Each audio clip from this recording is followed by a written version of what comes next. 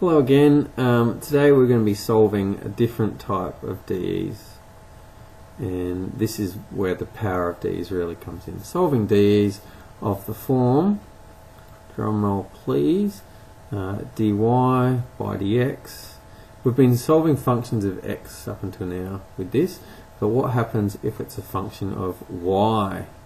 A very, very different scenario. So we're looking at what happens here.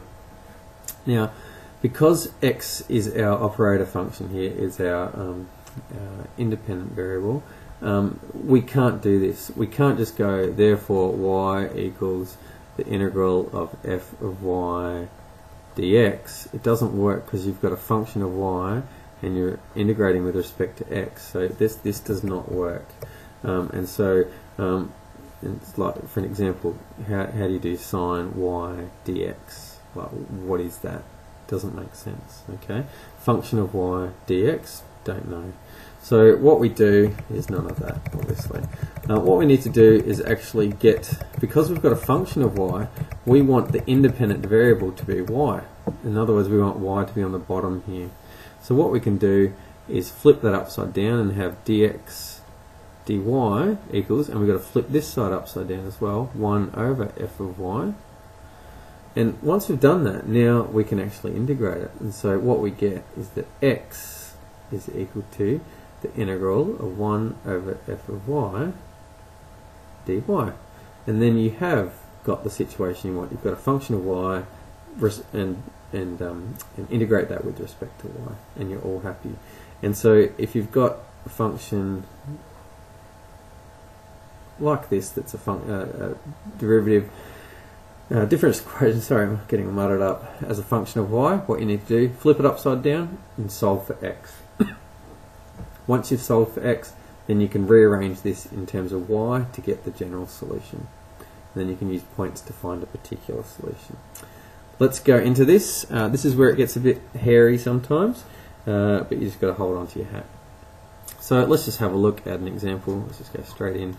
Let's have a look at this. Dy dx is equal to 2y plus 7, whatever, something like that. So how do we do it? Well, let's flip it upside down. Okay, I'm going to go across so I might run out of space. No, this one shouldn't take too long actually. So dx dy equals 1 over, we're going to flip both sides upside down and we get to this stage.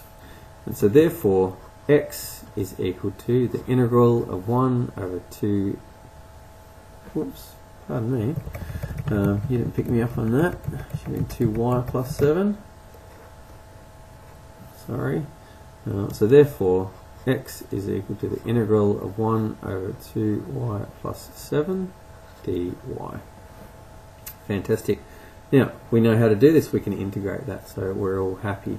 So that's equal to, what is it equal to? It's a linear term on the bottom, so we can take the log of that. That'll be a log base e of 2y plus 7, and because there's a 2 in front of there, we need to divide by that 2, so it'll be half log e 2y plus 7 plus c, and that's what your x is equal to.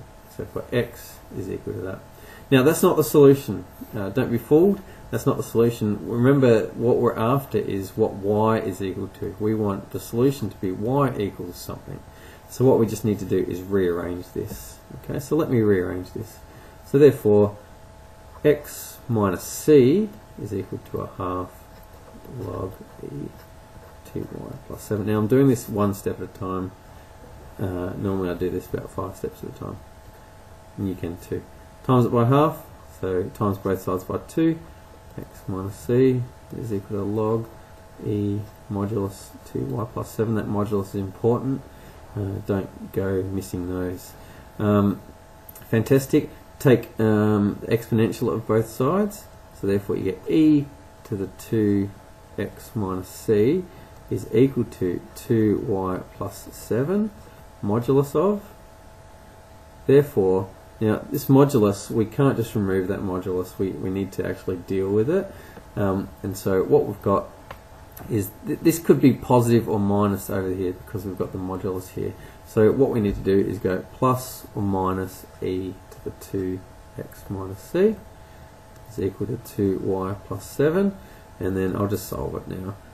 So I'll move that. So move the 7 across, just subtract 7. So I'll just do it. Y is equal to, so minus 7 plus or minus e to the 2x minus c, and that's going to be all over 2. Like that. That is your general solution to that. Okay, general solution there, and there you go. We don't know if it's plus or minus. It could be either, and the only way that you could find out whether it was plus or minus is by a given point, and that will tell you whether it's plus or minus. This differential equation here, it could have a solution of plus or minus, and we don't know what c is equal to either, but a given point will tell you both of those things in one go. Okay, so so very good. If the question did say something like y was greater or equal to 0, let's say the question said that, then here you would know 2y plus 7, therefore that is positive. You could just remove the modulus there and not have to worry about the plus or minus. But if you're told nothing about y, you must continue on and let as a plus or minus. Okay, so there's just some things to be really careful about when doing DEs. Okay, let's just do another one. I'll do a given point one. Let's just something simple. So I just want you to get used to this format. Y plus 1 given that y4 equals 0. Let's have a look at this. Again, you don't need to do the whole flip it upside down. You can go straight to the fact that x is equal to the integral of 1 over y plus 1 dy, which is equal to log e y plus 1, like that, plus c. So that's what x is equal to. Okay, so move the c over to there, that becomes x minus c. Take the exponential, so that would be e to the x minus c is equal to the modulus of y plus 1. Therefore, plus or minus e to the x minus c, and then subtract 1, that's what y is equal to. So there is your general solution. Okay, y is equal to that. General solution. Okay, but we've been given a point. So let's bring this in now. Let's bring that point in and see whether it's plus or minus, and let's see whether it's what am I saying here? What the value of c is equal to. Now I just want to show you something. So therefore put the value in. Y is equal to 0 is equal to plus or minus e to the x. X is 4 minus c minus 1. Now, can you see how this looks messy? For solving for c here, this is going to be horrible. So this is actually doesn't help you very much. This is hard, messy to have a look. For c, imagine this, you move the 1 over to this side, you've got plus or minus, you've got this, it's horrible. What a better point to do it is, instead of doing it down here, it's to actually sub in there, at this point here. You can see that the c is by itself, it's not sort of trapped within this, and so it's much, much easier. So let me just back the truck up again. Let's have a look at this again. So if I had have figured out c at this point instead, the question becomes much easier. You're not dealing with logs and anything like that, you'll be dealing with much nicer numbers. So let's have a look at it. So let's go. So therefore, x is equal to that. The value of x is 4. 4 equals log e, the value of y is 0 plus 1 plus c, and we just need to solve this for c. And you can see how easily this drops out. This is log e of 1. Log e of 1 is 0, so that just cancels out there, and that tells you that c is equal to 4. Easy. Okay, that's just getting used to knowing how these things work, and this is just practice.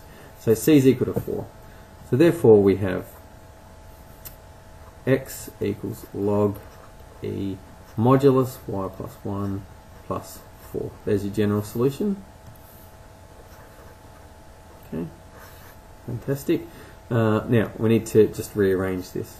So therefore, again, we'll do this. We'll have x minus 4, we'll have e to the x minus 4, equals modulus y plus 1.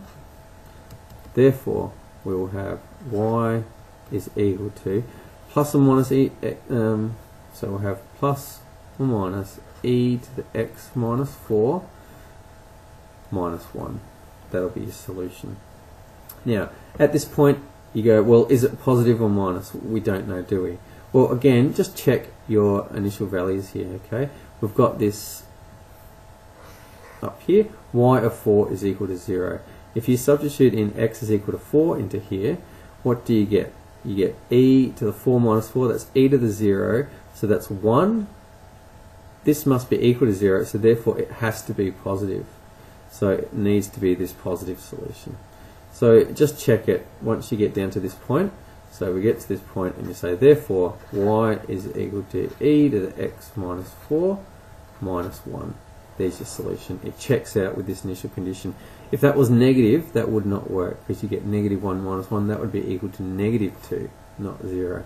So that's not right. It must be positive. That is your particular solution. Okay, so there you go. That's how to do it. Things to be careful of is your moduluses with your logs and your e's. Get used to that. Be really careful. Know when to find out your integration constants. It's often easy to do it when they're by themselves. See that they're lonely here. This is a good time to get them when they're lonely, rather than them being sort of caught up in, where was it? I rubbed it out. But caught up in e's and that sort of thing, because you need to go into logs. Have fun.